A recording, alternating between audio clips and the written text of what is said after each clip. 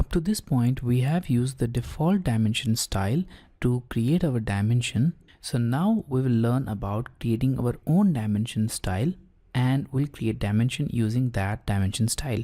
So for that, I'll go to this annotate tab, and now I'll click on this drop down. So when you click on this drop down, you'll notice that we have this ISO 25 and also this annotative dimension style. So these two are the default dimension style which will always be present in your drawing. Now in order to create a new dimension style, click on this manage dimension styles. Now this dimension style manager window will pop up, and it will have the two dimension styles which we have already seen. So when you switch between these two dimension styles, you'll see its preview in this preview box. We'll learn more about this annotative feature later on, but for now I'll select this ISO 25 dimension style, and now let's click on new to create our new dimension style. So when you click on this new by selecting the ISO 25 dimension styles, it will create a new dimension style which is a complete replica or a copy of this ISO 25 dimension style, and we can later on modify that dimension style. So I'll click on new and now give it a name. So let's name it as our dim style, and obviously we want it to start with ISO 25, and that means we need to copy its dimension style, and we don't want it to be annotative, so I'll keep this unchecked. Now click on continue, and we are now into this new dimension style window. Now we have lots of tabs here, so this lines, symbols and arrow, text, fit, primary, alternate, units, tolerances, and all of these tabs can be used to modify different features of the dimension and extension lines. So we'll focus on some of the very frequently used tools of the dimension style, and later on in the upcoming videos we'll obviously look at some of the advanced features of this dimension style. So currently the default dimension style looks like this, and we have used this dimension style to make all of our dimensions so far. Now in order to change the properties of lines, the dimension line and the extension line, you need to use the first tab. Now when you go to this lines tab, you'll see this dimensions line panel, and in this panel all the settings which are related to this dimension line, all of these straight dimension lines can be changed. So the first property is color. Let's change it to red, and you can see that the dimension line color has been changed.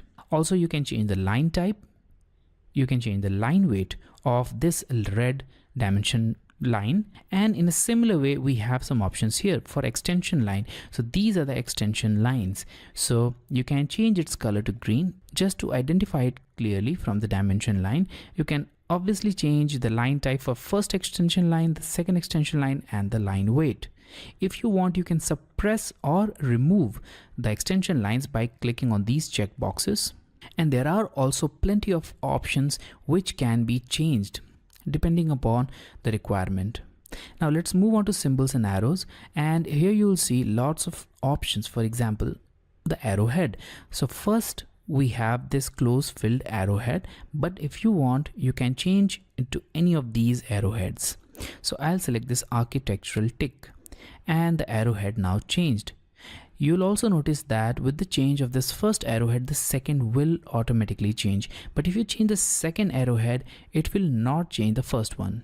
Now we have these two different arrowheads, which is obviously very bad practice, so you should keep both of them as same arrowheads. Also you can change the arrowhead type of leader line, or you can change the size of these arrows. You can also select between center marks. So right now a center mark will be placed at the center of these kind of geometries, and the size of center mark is specified as 2.5. If you want to add line instead of center mark, you can do that, or you can select none if you don't want any center mark. So I'll keep it at center mark. Also we have the arc length symbol. If you want it, keep the first or second radio button checked. In this case the arc length will precede the text. In this case it will be above the text. And if you don't want the arc length symbol, simply select the none radio button. So the arc length symbol will only appear when you create an arc length. Now let's go to this text option, and obviously in this case you can change the properties of this dimension text everywhere here. Now we have the text style, which is a standard, and we'll learn more about these text style in the next module. For now, I'll just go to this text color and I'll change it to yellow. You can also change the fill color or the background color of this text. Let's change it to cyan, and here we have it, the background color for the text. You can change the text height and you can even draw a frame around the text. So for the sake of simplicity, I'll change the background color and I'll change it to none. We don't want any background color. Also, I'll remove this frame around our text. Now you can see that our text is placed above the dimension line, and it can be seen clearly for this dimension. Here it is placed above dimension line. Also in this case it is above and above. Now if you want it to be centered, or if you want it below, you can change it from these values. Now I've selected centered, and here we have it, it's now centered. Also for this horizontal text, you can select the option from here and the view direction left to right, or whatever the direction which you want.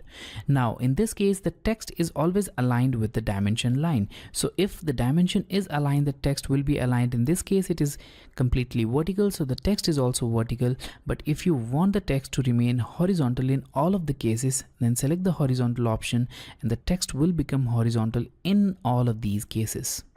You can also select the ISO standard value, and whatever the ISO standard follows will be applied here. So I'll select horizontal as I use in most of the cases. And now let's move on to the fit tab. And in this case, we will look at two important options. The first one is annotative. So if you want to make a dimension style annotative, select this annotative checkbox.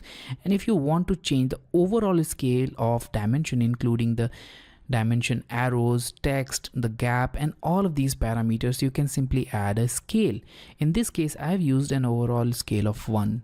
That's the default value, and I'll not change it, but we'll create a new dimension style and we'll change the overall scale to explain it clearly. For now, I'll simply click OK with these changes and I'll close it. So now we'll make our dimensions, but before that, make sure that our dim style is selected. Now this is the dimension style which we created and it should be selected. Now I'll go to the straight dimension, the linear dimension, and I'll add it here. And here we have it. The dimension will be added with the properties which we have applied. Even if you apply some other dimension like radius, it will take the same properties. And as you know that we have selected this horizontal placement for the text, it has been applied. Also the architectural tick is here. Now there are some parameters here in this dimension style which we have not yet changed. For example, the number of decimal points and also the decimal separator, which is comma in this case. So let's change these values, but for that I'll create a new dimension style. So I'll click on this drop down and I'll select manage dimension styles. So we already have this our dim style. I'll create a copy of this. So I'll select this and I'll click on new. Now I'll simply change its name to our dim style 1. And now select continue. Now we have all the properties as completely same. We'll simply change some of the parameters. The first one will be the overall scale. Now I'll change it to overall scale of 2, and all of the values including text height, arrow size, gaps, and everything will change to twice of its original value. Now let's go to the primary units tab, and here you will see values for these dimensioning formats. So in the linear dimension, we have selected this decimal. If you want to change it to architectural, so this will be the result. The dimension will be shown in feet and inches. Similarly, you can change the precision from here. To see this precision value clearly in decimal, simply select the decimal and you can change the precision to any decimal places, and the dimension will be shown accurate up to that many decimal places. Here we have the decimal separator, which is comma. You can change it to period or to space, whichever you want. So I'll select period in this case. If you want to add prefix or suffix with these dimensions, you can do that as well. And let's look at the angular dimensions value now. So in this case, the angular dimension is decimal degrees. You can change it to grades, radians, degree, minute, second, whatever you want. And here also the precision is set to 0. Let's change it to 2 points of decimal. Now with these changes, I'll simply click on OK and close it. Now let's make our new dimension, but for that, once again I'll make sure that our dim style 1 is selected. Now I'll go to angular and click on this point and click here, and now add the angular dimension. And here you'll see that the size of this dimension, text, arrow and everything is twice of its original value because we have selected that option. Also, the decimal separator is point and the angle is shown accurate up to 2 decimal points because we have selected 2 decimal places for angle.